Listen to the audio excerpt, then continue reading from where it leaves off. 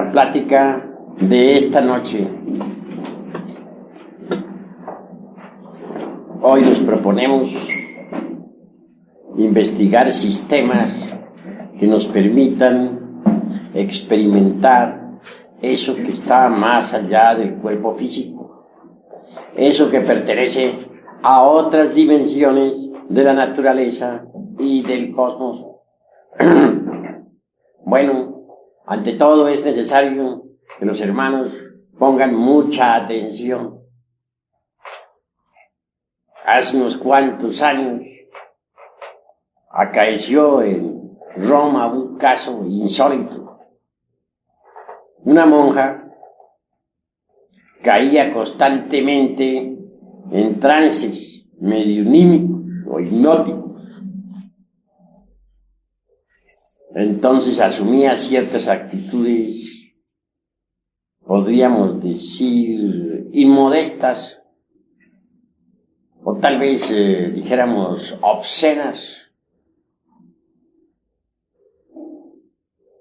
Se confesó con el señor cura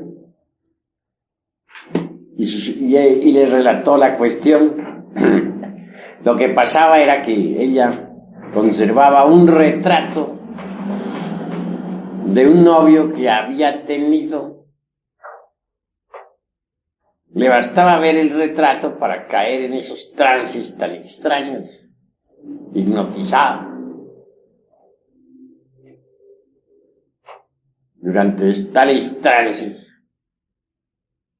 estaba pues en la actitud de una mujer que está en la cópula química, metafísica.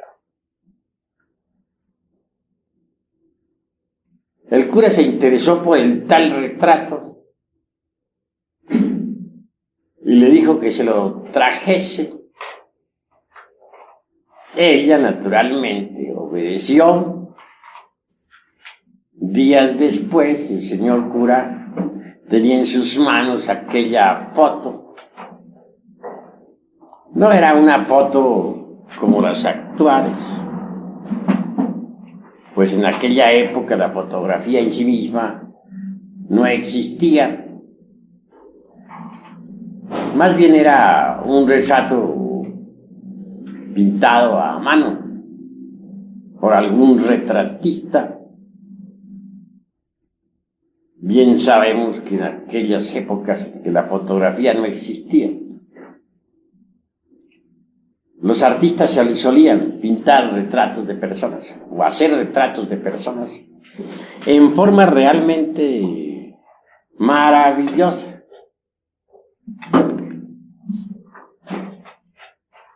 Mas al examinar aquel retrato se pudo evidenciar claramente que tenía un marco bastante interesante, un marco lleno de piedras, no diría preciosas, sino más bien piedras de adorno, piedras falsas o fantasías, pero que en todo caso eran brillantes. Le bastaba a ella ver tales piedras brillantísimas para caer de hecho en trance hipnótico y hasta mediunímico. El cura le experimentó con ella y el resultado siempre fue el mismo. Consultó a otra autoridad más eminente en estas cuestiones y se hicieron distintos experimentos con otros sujetos. Fue entonces cuando la hipnología tomó gran fuerza. Por doquiera surgieron sujetos impresionables, pasivos, que fueron sometidos a sueño hipnótico mediante piedras brillantes. Se hacía mirar fijamente a las piedras brillantes, se hacían pases sobre la cabeza, cuerpo del paciente, y entraba en sueño profundo. Se puso de moda entonces la curación por medio del hipnotismo. Todo esto acaecía en plena Edad Media, cuando ardían las hogueras de la Inquisición por todas partes.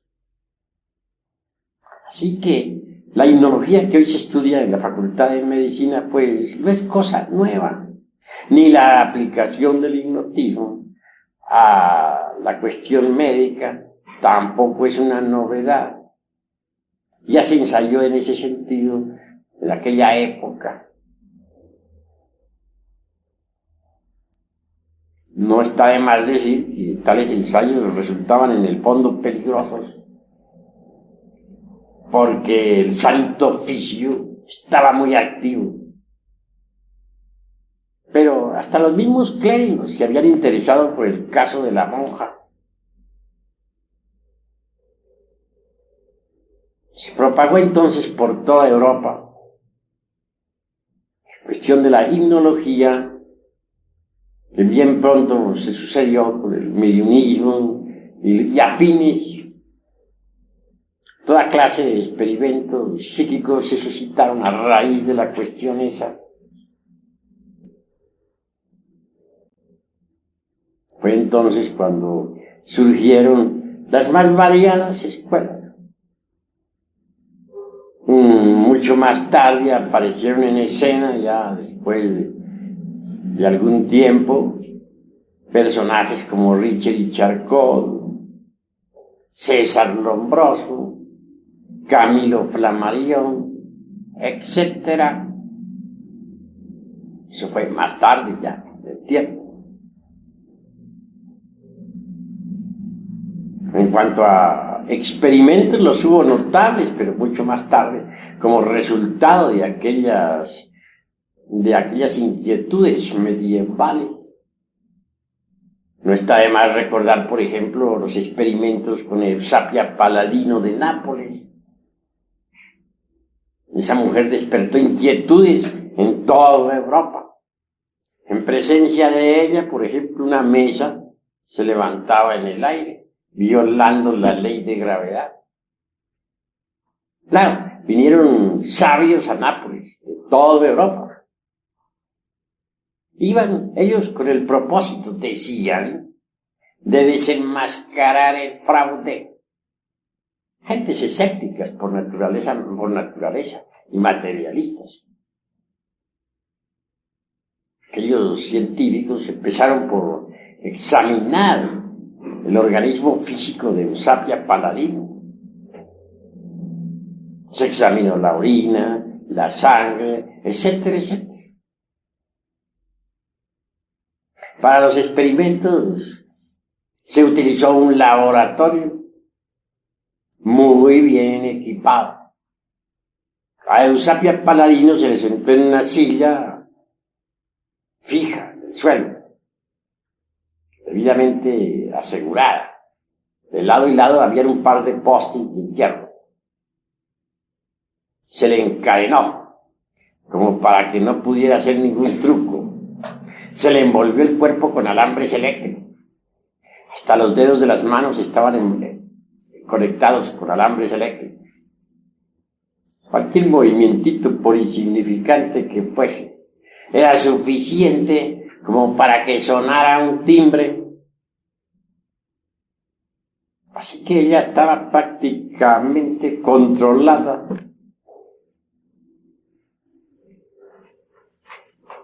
Sin embargo, después de las correspondientes sesiones, después de caer ella en trance hipnótico, se sucedieron fenómenos extraordinarios. Ciertamente una mesa levitó en el aire, se tomaron fotografías, se pudo verificar que no había ningún truco. Los científicos se convencieron hasta la saciedad de tal hecho y no les quedó más remedio que rendirse ante la evidencia. Una bandolina que había en el suelo fue levantada por manos invisibles en presencia de todos y de ella salieron melodías inefables. Un aparato de música que estaba metido dentro de una caja de acero herméticamente cerrada y debidamente cargada con electricidad a alta tensión, resonó deliciosamente, tocada por manos invisibles. La madre de Botassi, un gran científico, que había muerto hacía muchos años, hizo su aparición en pleno laboratorio. La fotografiaron. Avanzó hasta donde estaba su hijo y le abrazó, llamándolo con el apodo caritativo de familia y diciéndole hijo mío, etc. Todo eso fue formidable. Y no cabía truco ahí.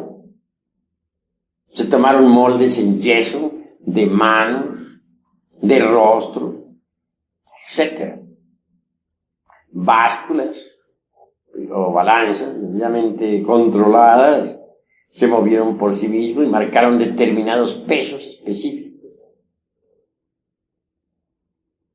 Manos que podían pasar sobre pedazos fosforescentes de papel, sobre capas de fosforescente, y eran visibles porque para el experimento se apagaban ciertas luces, se dejaban y permanecía todo controlado. Cualquier sospecha de truco era suficiente para que se encendiera un poco. Ahí no cabían trucos. Después de todo, los científicos esos regresaron a sus países de origen perfectamente convencidos. Su escepticismo quedó destrozado, reducido a polvareda cósmica. Fueron formidables tales experimentos. ¿Y qué diremos de los experimentos de William Kroc en California? En esa casa en una casa de Millville, acaecieron fenómenos insólitos. Comenzó a llover piedras sin motivo alguno dentro del interior de la casa. Lo curioso es que unas piedras salían por una ventana y entraban por otra. Movimientos extraños que no se correspondían en modo alguno a las leyes de la física. Mesas que se levantaban en el aire, sillas que iban y venían flotando en la atmósfera. Cosas extraordinarias. Fue entonces cuando a William Kroc, aquel que descubriera la materia radiante, aquel que la presentara en sus famosos tubos de cristal, le tocara también experimentar. Él notó que todos esos fenómenos se sucedían en presencia de dos señoritas de la casa, las dos señoritas Fox. Arregló entonces también un laboratorio. Invitó a todos los científicos del mundo a estudiar el fenómeno y comenzaron los experimentos.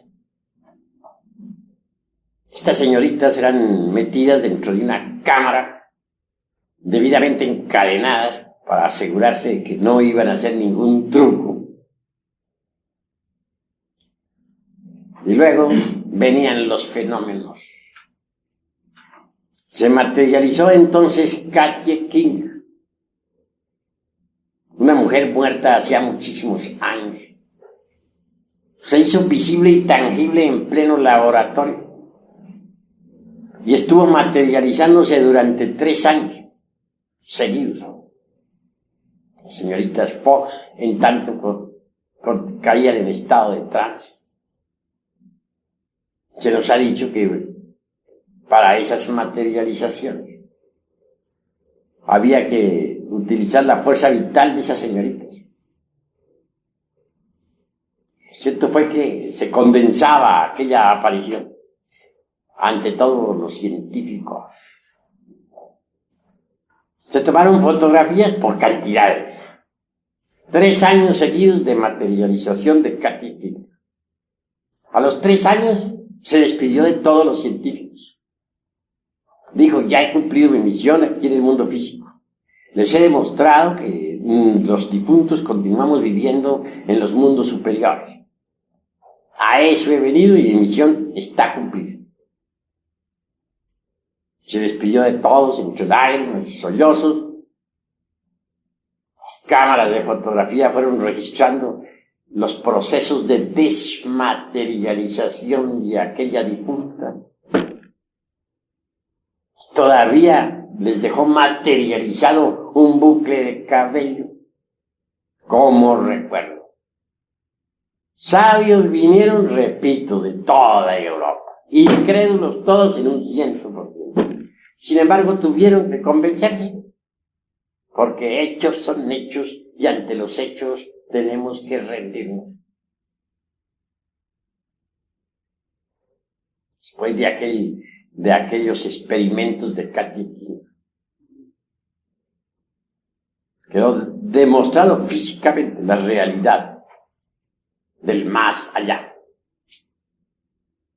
¿Y qué diremos de aquel medium hume francés que en estado de trance flotaba en la atmósfera?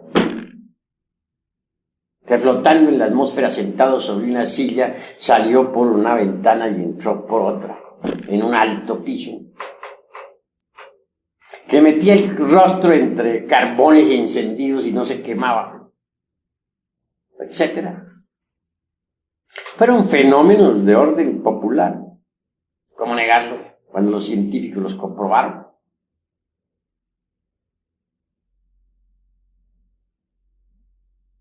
Sin embargo, es obvio que esas comprobaciones de tipo psíquico experimental tampoco llevaron a nadie a la iluminación. Nadie se transformó con eso. Lo único que se consiguió fue demostrar la realidad, pues, de las dimensiones superiores de la naturaleza y del cosmos. Pues nadie se transformó con eso. Toda esa serie de sucesos mediunímicos, todos esos experimentos de tipo psíquico, se hicieron populares. Y como secuencia o corolario, aparecieron escuelas de tipo pseudo-esotérico, pseudo-ocultista, medio mediunímicas, medio espiritistas, medio esoteristas, de todo un poco, que se popularizaron.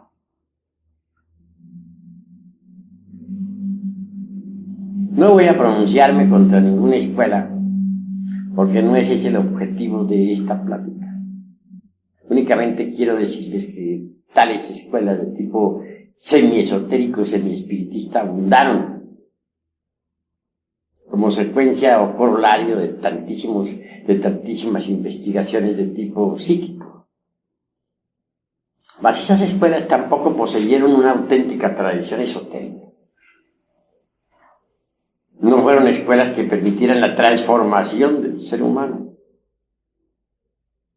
Dichas escuelas poseyeron una abundante biblioteca y muchísimos eruditos, pero no condujeron a nadie a la transformación, a la autorrealización íntima del ser. Apareció un tipo de gentes muy curiosas, teorizadoras en un 100%. Las hemos denominado personalidades kalkianas. Así las hemos llamado debido a que son gentes de esta época del Kali Yuga. Se distinguen por su erudición, mas no poseen realmente autorrealización íntima ni esoterismo auténtico. Son gentes que tienen dogmas. Uno de ellos, por ejemplo, es aquel de la evolución. Surgió en el fondo de escuelitas como las de Allan Kardec, León Denis, etc. Si leemos nosotros a fondo a Kardec, en su libro que titula el libro de los espíritus, veremos allí el dogma de la evolución. Parece que también influyó muchísimo Darwin con su teoría de la evolución y transformación de las especies, que influyó en forma muy decidida sobre todas esas escuelas calcanas. Al fin y al cabo apareció una jerga muy curiosa de eruditos sin autorrealización, sin conocimiento ninguno de la sabiduría de la serpiente, sin capacidades para investigar fuera del cuerpo físico, en forma positiva y consciente, sin experiencia práctica sobre alquimia, sin experiencia directa sobre cábala verdadera, sin conocimiento real de la anatomía oculta del hombre,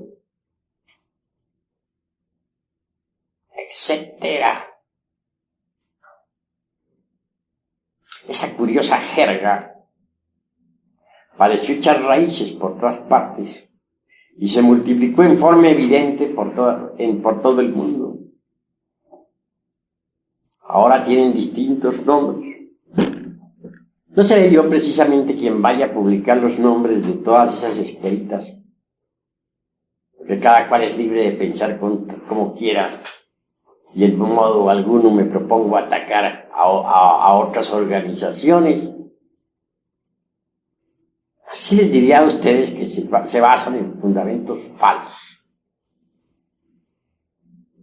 Cuando uno no conoce la sabiduría de la serpiente,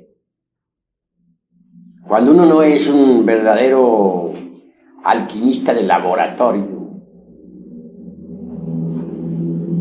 cuando uno no es capaz de operar prácticamente con la alquimia y de moverse en cualquier sefirote, cuando uno es esclavo del dogma de la evolución y está lleno de infinitos temores y prejuicios, obviamente marcha por el camino del error.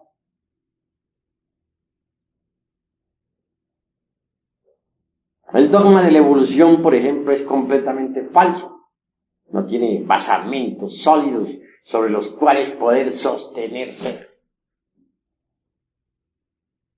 Dice que uno va evolucionando en cada reencarnación, poco a poco, hasta que llegue el momento en que se libera después de millones de existencias. Cuando alguien ha tomado en serio tal teoría, no se preocupa realmente por trabajar sobre sí mismo, porque se dice a sí mismo, pues algún día llegaré, si no llego ahora llegaré dentro de 1.000.000 de vidas. En esas condiciones pierde el tiempo y al fin lo sorprende el hecho de que se agota su ciclo de existencias y no le queda más remedio que ingresar en la involución sumergida de los mundos infiernos. Ha perdido su tiempo. Tales escuelas, entre otras, le infundieron a las gentes temor sobre el Kundalini. Eso es peligroso, que eso si se desvía el Kundalini por otro lado, se despiertan las más terribles pasiones, que se vuelve loco. Entonces, ¿para qué le hablan a la gente del Kundalini? Pues mejor sería que no lo citaran. A luego de decir que es peligroso, pues mejor no le digan nada. Primero le hablan bellezas sobre la Kundalini, que abre todos los chakras, que desarrolla todos los poderes, que lo conduce a uno a la iluminación, etc. Y después le salen con que es peligroso, que mejor no se metan. Mejor, en esas condiciones se va al fracaso, pues claro. Primero le dicen una cosa y luego le dicen otra, le dicen que no despierte el Kundalini porque es peligroso. Entonces, ¿para qué se lo mencionan si es peligroso?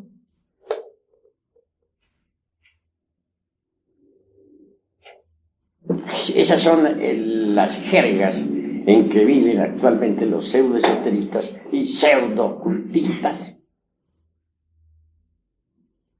Gravísimo eso. Evolución, obviamente existe, no negamos esa ley. Pero al lado de la ley de la evolución existe otra. Por contrapunto, por oposición, existe la de la involución. Estas son leyes meramente mecánicas que nada tienen que ver con la autorrealización íntima del ser. Hay evolución en el grano que germina, en el tallo que crece, en el árbol que ha echado ramas y frutos. Hay involución en la planta que se marchita, que decrece y al fin se convierte en un montón de leños. Hay evolución en la criatura que se gesta dentro del vientre materno, en el niño que nace, que se desarrolla, en el adolescente, en el joven que lucha por la existencia, en el hombre maduro y fuerte, etc. Pero hay involución también en el anciano, en el hombre que cada día envejece más y más, y que al fin entra en estado de decrepitud y muere. Procesos meramente naturales. No negamos en modo alguno la existencia de estas dos leyes. En lo que no estamos de acuerdo es en atribuirle a las mismas principios y conceptos completamente equivocados. Toda esta jerga de tipo dogmático, toda esta pseudosapiencia teórica de las distintas escuelas del pseudo-ocultismo y pseudo-esoterismo barato, surgieron en realidad como secuencia o corolario de todo ese psiquismo anterior, espiritismo, mediunismo, mesas parlantes, sujetos en trance, etc. Entonces esa jerga no tiene realmente fundamentos sólidos. No tiene sistemas de investigación superior. Porque en modo alguno me parece correcto que querramos nosotros basar nuestros experimentos exclusivamente en sujetos pasivos, mediunímicos. Se ven tantos errores en el psiquismo barato que me parece que los hombres serios en modo alguno deberían ocuparse de esa clase de fenómenos tan ignorantes. Como cita diré algo muy interesante. A poco tiempo, en un lumicial de la hermana República de Venezuela, cierta mujer de tipo mediunímico cayó en estado de trance. Una dama que todavía no había disuelto el ego, y que por lo tanto en modo alguno estaba preparada para recibir desideratos cósmicos o mensajes trascendentales del ser. Pero lo curioso es que ya estando en estado medionímico le dio por ser sabia. Llamó a fulano de tal y le dijo: tú has recibido la primera iniciación, misterios mayores. Tú, fulano de tal, tienes la cuarta. Tú, sutano, la quinta. Total, que todos los hermanitos de ese inicial resultaron mahatmas, puros hierofantes. Ahí no había ninguno chiquito, todos eran grandotes. Hermanitos recién llegados ya eran hierofantes. Afortunadamente ese lumicial se cerró, gracias a Dios, porque habían caído en un estado de locura insoportable. De cuando en cuando se dan esos casos en los domiciliarios de algún psíquico cargado de yoes, subjetivo en un 100%, que cae en trance y ya se nos vuelve sabio. Todo esto nos está indicando, mis estimables hermanos, que no es el psiquismo barato, ni el mediunismo, ni los estados incoherentes e imprecisos de una mente desordenada, lo que pueda llevarnos a nosotros realmente a la iluminación. Obviamente no. Existe también la yoga. No quiero pronunciarme contra la yoga, pero sí señalaré algunos peligros. Los hatha yogis, por ejemplo, creen que únicamente a base de puras posturas yógicas es posible la autorrealización íntima del ser. Ese concepto está equivocado. Tampoco quiero irme al otro extremo y decir que alguna gimnasia hatha yogina sea inútil. No, hay ciertas gimnasias hatha yoginas que pueden ser útiles para la salud, para el cuerpo físico. Pero en modo alguno podrían conducirnos a la liberación final.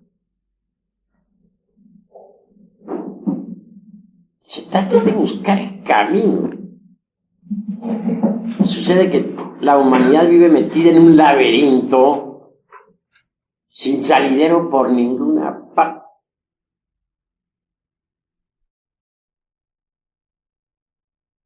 Pero conclusión que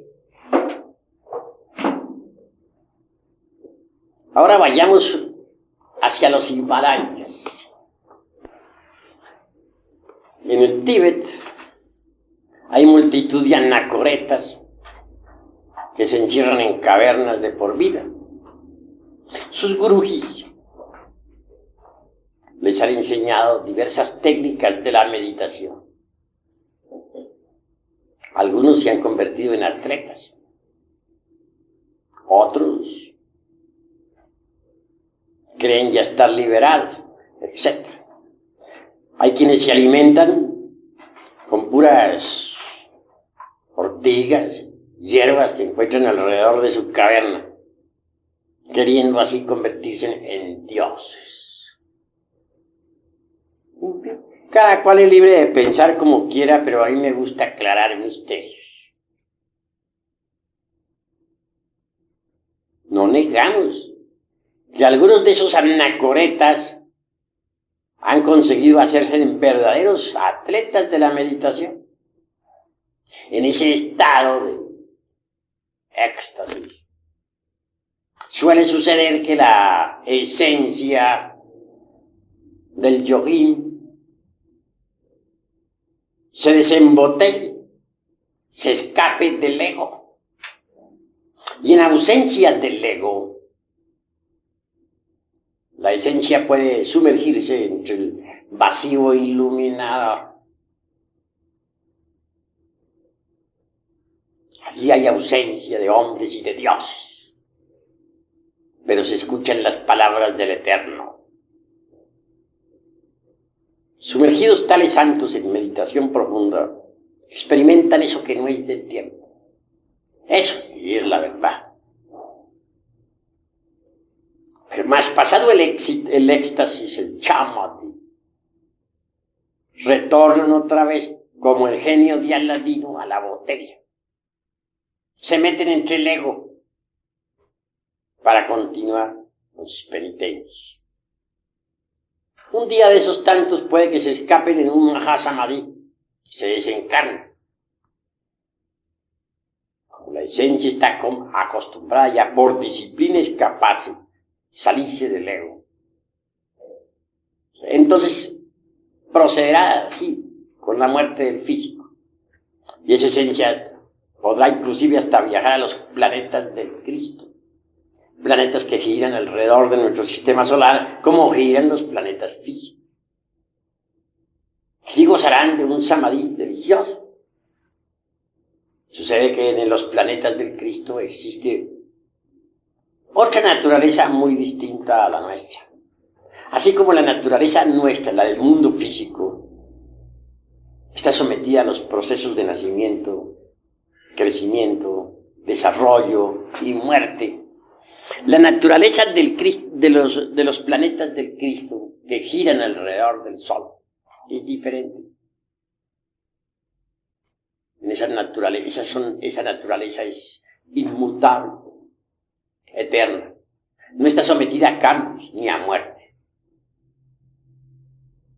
Por lo tanto, quienes viven en los planetas del Cristo son felices, gozan en su interior, pues, de los esplendores del Cristo íntimo y viven en un éxtasis permanente. Así estos yoguines desembotellados gozarán por un tiempo de la felicidad de los planetas del Cristo. Podrán flotar en el ambiente circundante, mas con asombro tales yoguines verán que no son habitantes de esos mundos. Se les admite de visita, pero que realmente no tienen derecho a existir allí. Tan tremendas realidades les lleva a comprender que aún están incompletos, que no están liberados como lo suponían antes de morir. Y con dolor regresan nuevamente, como el genio de la lámpara de Aladino a la botella, es decir, al ego. Así, hay muchos que en el Oriente, en el Tíbet, se consideraban santos e iluminados, que desencarnaron en Mahasamadhi, y que el pueblo veneró como a dioses. Viven ahora en el mundo occidental convertidos en personas vulgares, comunes y corrientes. De manera, pues, que si uno no aniquila el ego, no logra la liberación final. Esa es la cruda realidad de los hechos. Aunque practique muchos ejercicios yógicos, aunque se encierre en cavernas aislado del mundo, alimentándose con hierbas por ahí silvestres, etc. Si no destruye el ego, no se libera.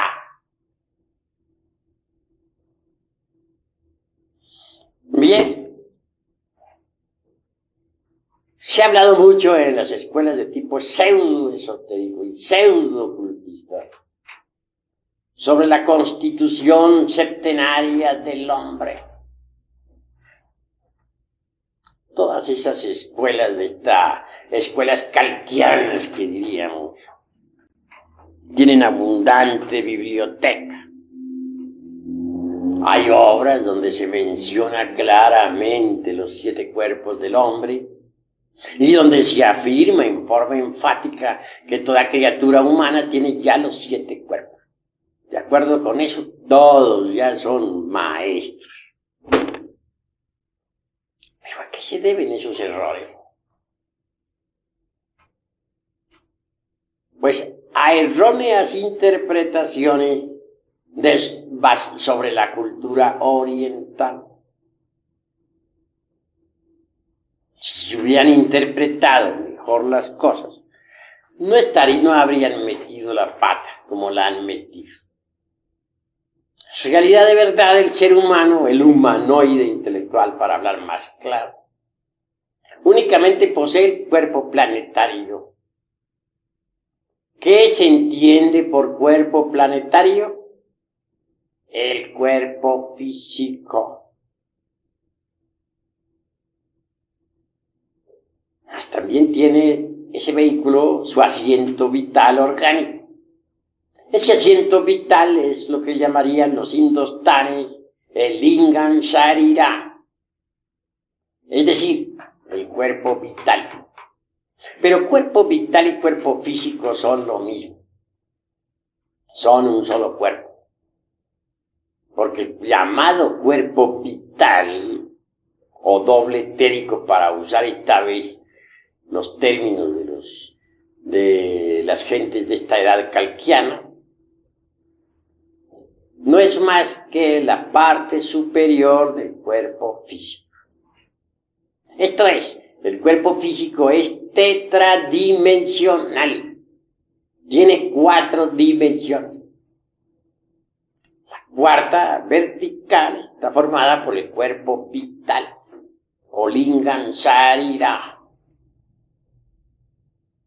Pero dejando a un lado esta cuestión del cuerpo planetario con su asiento vital orgánico, ¿qué es lo que tiene el humanoide?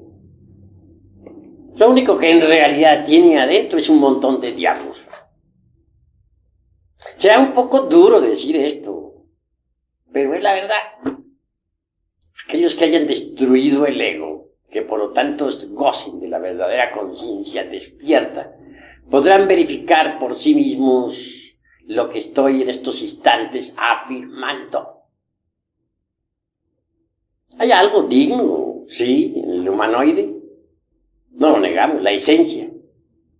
O el Buddhata, como dicen los orientales, hablando a la luz del Zen o del Chan. Esa esencia está desgraciadamente enfrascada entre los diversos elementos inhumanos que en nuestro interior cargamos. De manera que esos elementos inhumanos son en realidad de verdad un montón de diablos, los demonios rojos de Set, como se dijera en el Alto y Bajo Egipto. Y hablando en el lenguaje tibetano diríamos, esos elementos inhumanos son los agregados psíquicos, vivas personificaciones inhumanas de nuestros defectos de tipo psicológico. Eso es, pues, lo que tiene el ser humano, el humanoide. Pero ¿en qué quedamos sobre los cuerpos astral de que nos hablaban en las escuelas de tipo pseudoesotérico y pseudocultista? ¿En qué quedamos sobre el famoso manas inferior y manas superior, es decir, sobre el cuerpo mental y sobre el cuerpo de la voluntad consciente o causal? No, esos cuerpos no los tiene el humanoide. Pero entonces, ¿por qué esas escuelas afirman que sí los tienen? Pues por una pésima interpretación de las enseñanzas orientales. Mal interpretadas, fueron difundidas en el mundo occidental y condujeron a la gente al error. Los cuerpos astral, mental y causal hay que fabricarlos. Eso es obvio. ¿Cómo se fabrican esos cuerpos? Si uno no tiene nociones de alquimia, ¿cómo haría para fabricarlos? Ante todo hay que ser alquimista, hay que estudiar la alquimia. La alquimia y los alquimistas agitaron toda la Edad Media. Los alquimistas medievales pudieron salvarse gracias a que decían que estaban buscando la fórmula para hacer oro, que su anhelo era ayudar al rey, al gobierno, en cada nación. Así de esa forma y de ese modo escaparon de la hoguera. Se les llamaba también los sopladores. En casa de los alquimistas nunca faltaba todo un laboratorio. Ahí se veían unos enormes fuelles de esos antiguos que para estar soplando el fuego. Se veían crisoles, se veían enormes ollas, chimeneas, etcétera, etcétera, etcétera, todos los utensilios propios del laboratorio. Cuando alguien visitaba la casa, sabía que se encontraba en presencia de un alquimista. Algunos hasta podían fabricar jabones también como para disimular la cosa.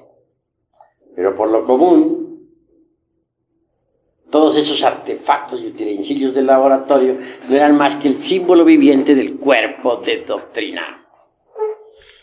Se había tomado la alquimia de Egipto, la trajeron a Europa los árabes y la aceptaron muchísimos monjes medievales, eminentes maestros, etc. Ahí tenemos, como para citar algunos personajes, al abate Tritemul, un monje benedictino, alquimista. Fue el maestro nada menos que de Paracelso, otro gran médico y alquimista, que logró la transmutación del plomo en oro y que también consiguió la piedra filosofal y el elixir de larga vida. Paracelso aún vive todavía.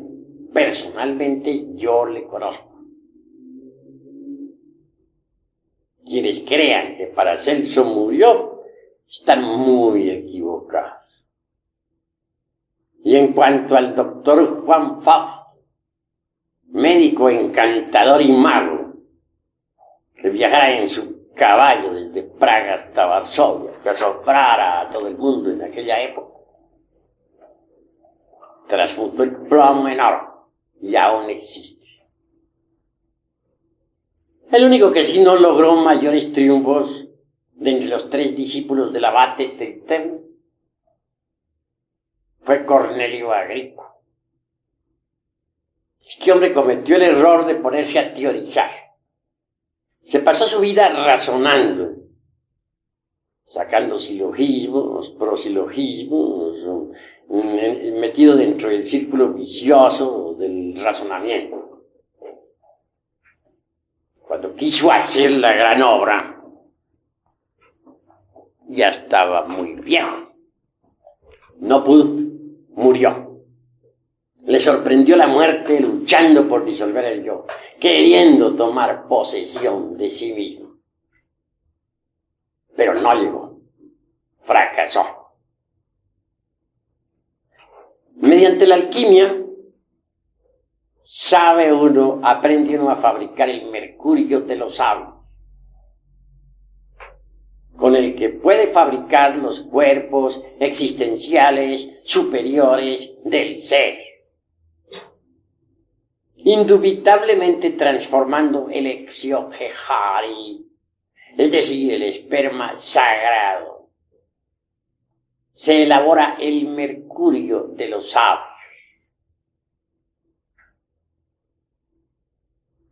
Indubitablemente, tal materia venerable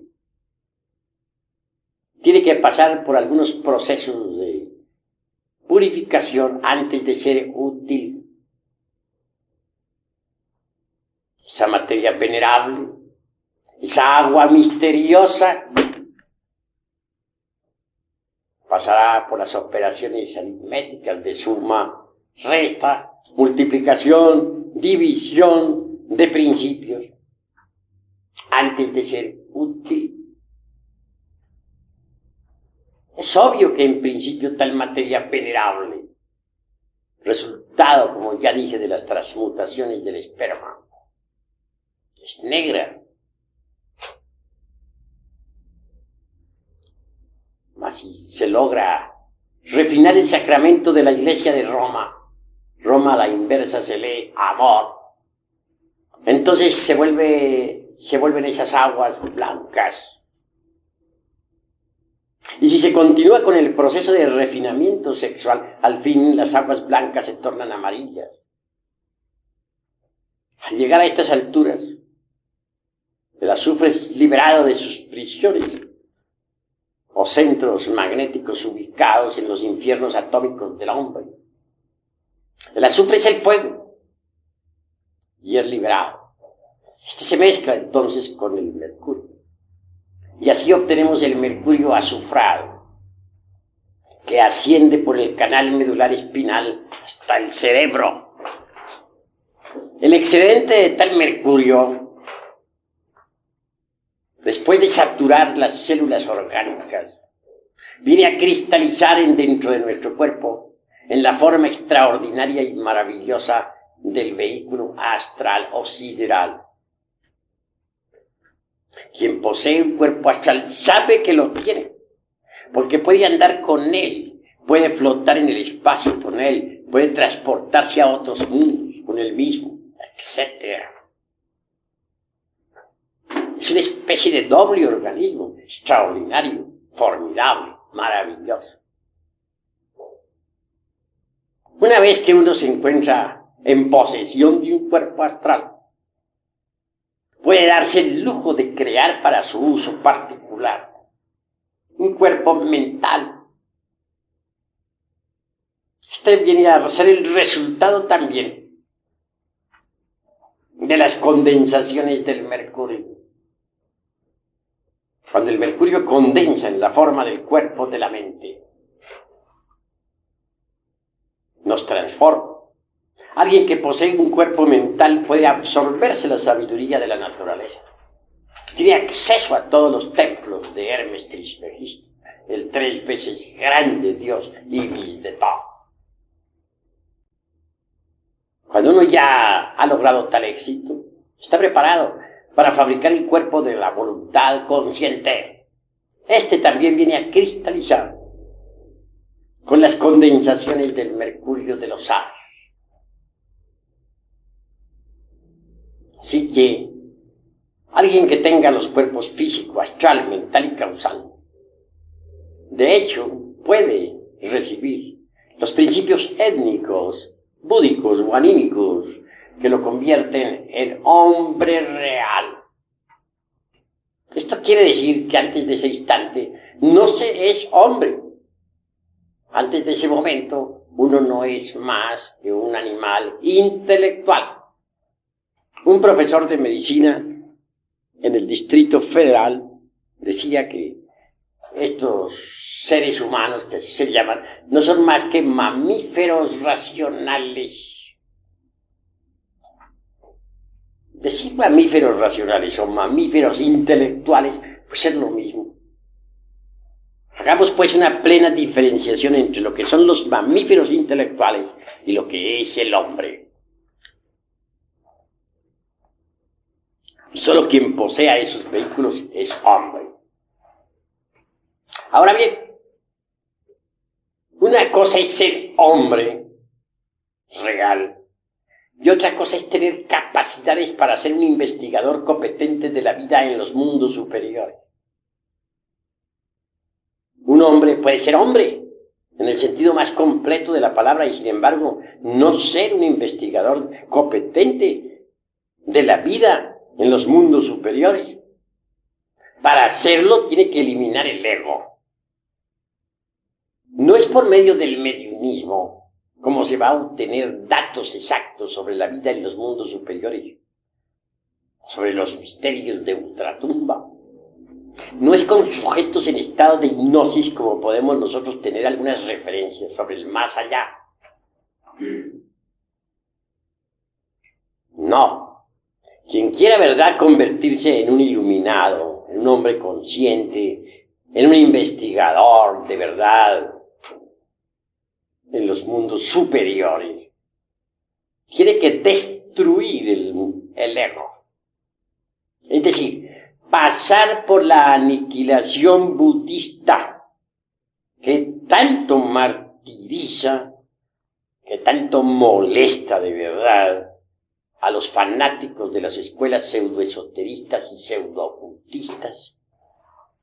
Mas si uno no pasa por la gran aniquilación, si uno no logra dejar de existir aquí en los mundos internos como ego, jamás tendrá tampoco la lucidez verdadera, la objetividad exacta, como para poder en verdad ser un investigador serio e idóneo de la vida en los mundos superiores.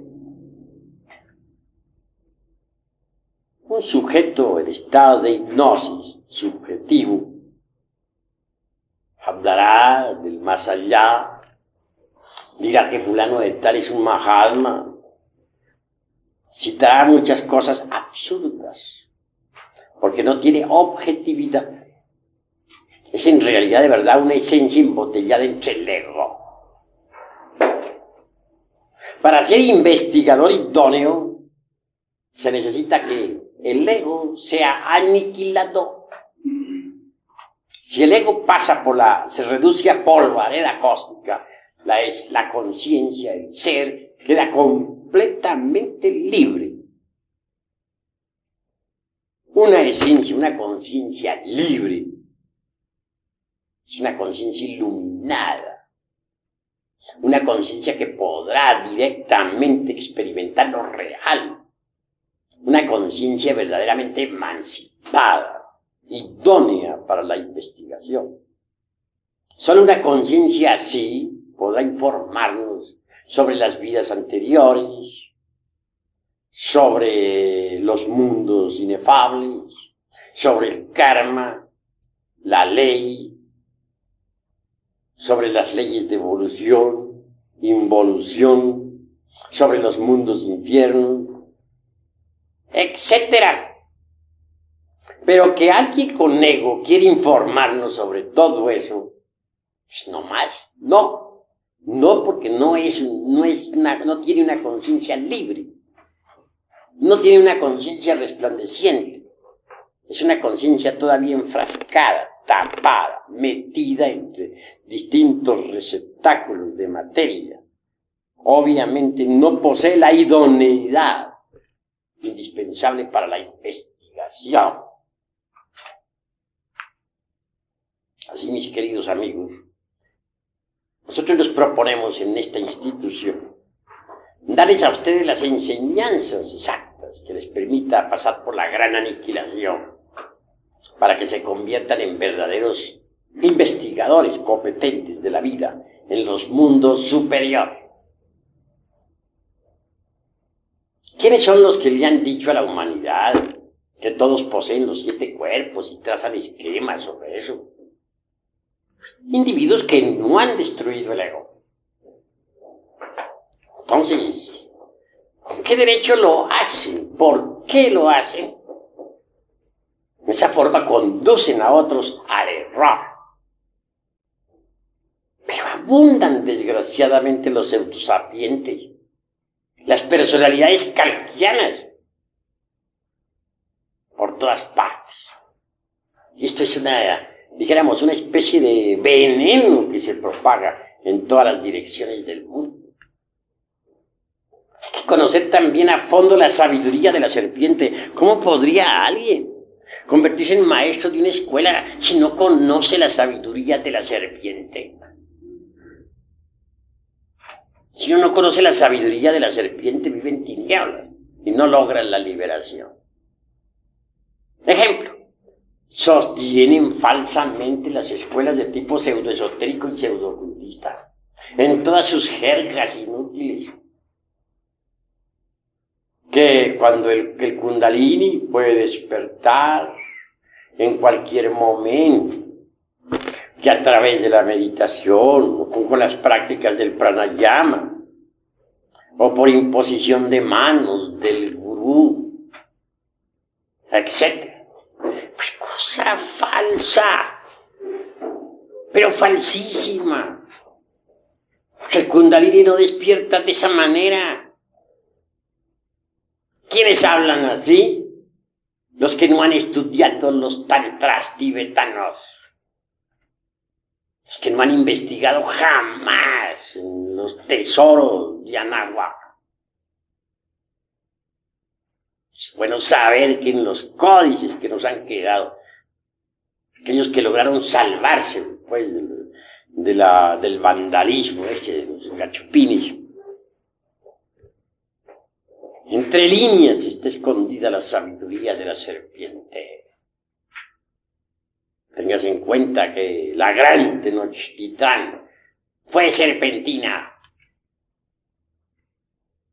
Así pues nosotros los mexicanos tenemos una tradición serpentina.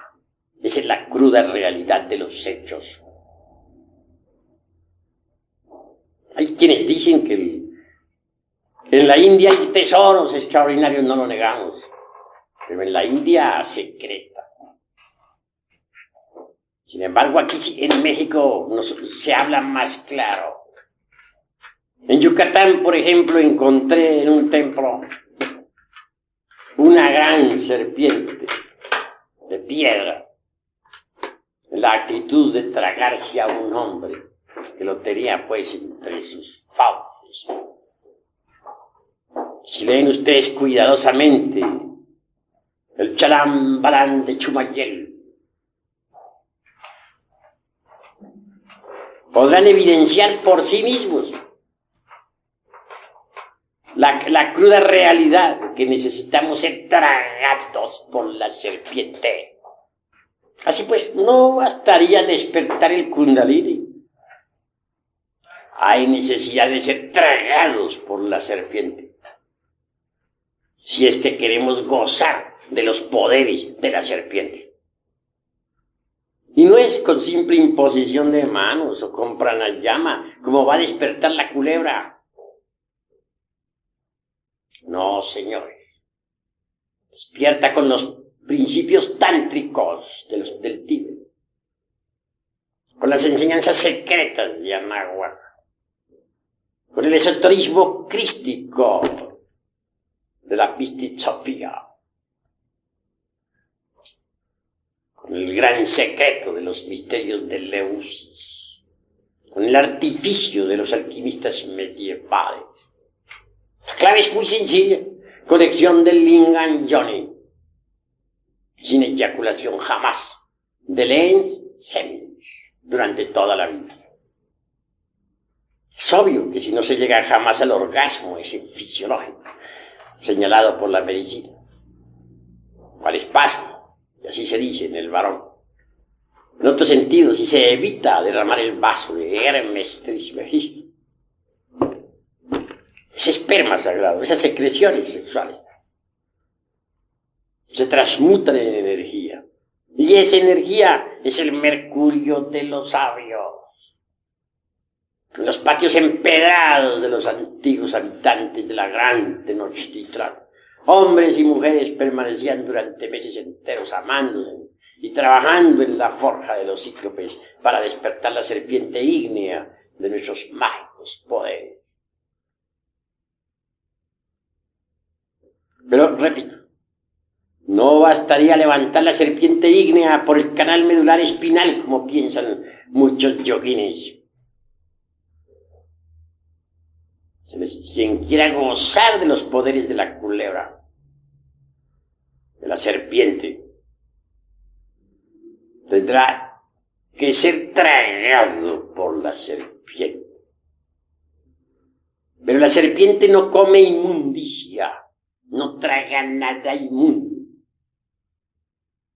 Cuando la serpiente se traga a un hombre, es porque éste ya ha eliminado hasta la última partícula del ego.